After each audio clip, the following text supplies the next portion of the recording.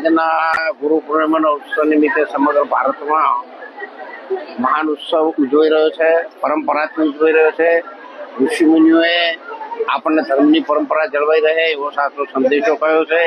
આ ધર્મની પરંપરાથી લોકોમાંથી અંધશ્રદ્ધા દૂર થાય, વ્યસનથી દૂર થાય, ભાઈચારાની એકતા રહે, સમાજ એકતાથી આગળ વધે, શિક્ષણમાં આગળ વધે, પર્યાવરણમાં પણ આપણે ખૂબ સારું સાનુકૂળ વાતાવરણ સર્જાય એવા વૃક્ષારોપણ પણ કરે છીએ અને આખા વિશ્વના લેવલે આપણે વિશ્વને સુખ મળે એવી સમગ્ર ભારતવાસીઓ ભેગા મળી અને આપણી સંસ્કૃતિને આગળ વધારતા રહીએ।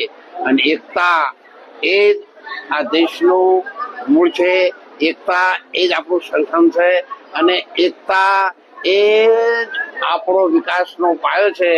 એને આગળ રાખી અને આપણે બધા ભારતવાસીઓ એક થઈ, ભાઈ બહેન બધા એક મળી અને આપણે જયારે ભણવા જઈએ ત્યારે જ કહીએ છીએ કે સમગ્ર ભારતવાસીઓ મારા ભાઈ બહેન છે અને એ સૂત્રને આપણે કાયમ જાળવી રાખીએ એવી પ્રાર્થના સાથે ભારત માતા કી જય।